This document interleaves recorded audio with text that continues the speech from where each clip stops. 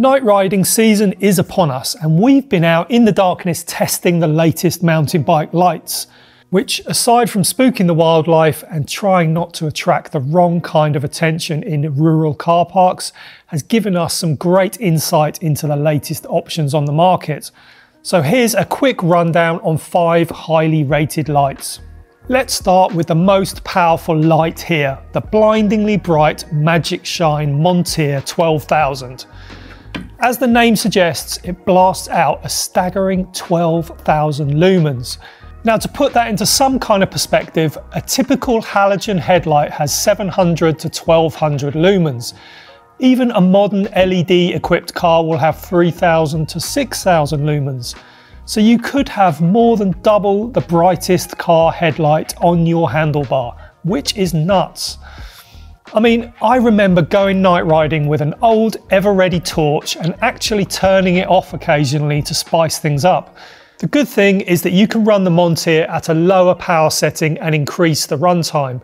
In fact, we'd recommend dropping down to around 3000 lumens in the trees as you get less glare and bounce back. The clamp is a hinged design, so you can attach it without moving the controls, and the fixing bolts are on the top so you can access them easily. You can adjust the angle of the lamp by loosening the small lever on the side, but unfortunately this broke on our test sample. In the box is a bar mounted remote, 2 lengths of extension lead and a helmet mount. It's a heavy unit though, with the battery weighing almost 900 grams and the lamp 300 grams, so we'd really only run it as a bar light. It's easy to get blinded by the Magicshine's sheer power, and this light lets you ride as fast at night as you can in the day.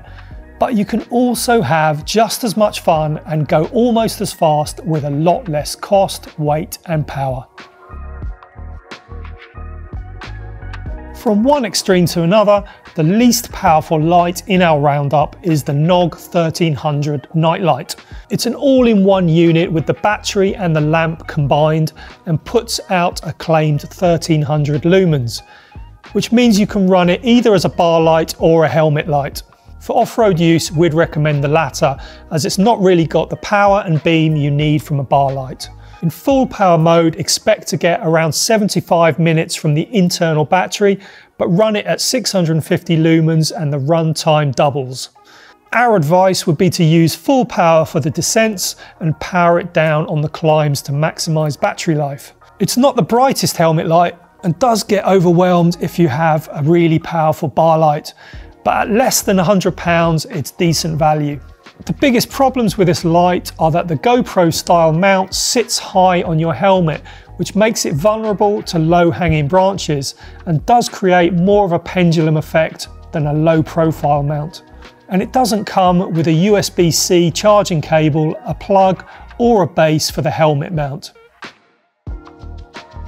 If you're after the king of helmet lights, then look no further than the Exposure Diablo 14. This all-in-one unit is light, powerful and packed with clever technology. The machined aluminium body houses 3 LEDs, pumping out up to 2000 lumens and a run time of around an hour. Drop down to 1000 lumens and the run time doubles, and this is the mode we'd recommend. Being all-in-one means there are no wires to faff around with, and Exposure's clever helmet mount is lightweight and secure. All of the different modes are etched into the body of the lamp, so you don't need to consult the instructions.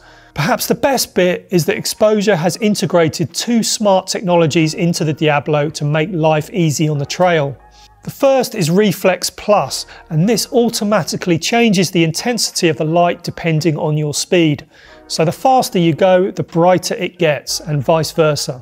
It also comes with tap technology, which lets you tap anywhere on the light to change the mode, which means you don't need to fumble around blindly for the button. You can't see the fuel gauge when it's on your helmet, but it does flash when it gets below 10%, and you can connect to the light with Exposure's app if you want to check the battery status. There's even a bar-mounted remote in the box. The other light we have from Exposure is the Sixpack Mark 13. This is also an all-in-one unit, but at nearly 400 grams, it's much happier on the bars than it is on your helmet.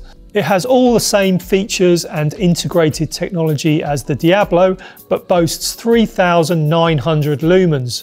So that means tap technology and Reflex Plus, both of which can really help off-road when you want to be concentrating on the trail rather than fumbling for buttons and switches. There's also a bar-mounted remote, and you can customize the modes through the Exposure Sync app.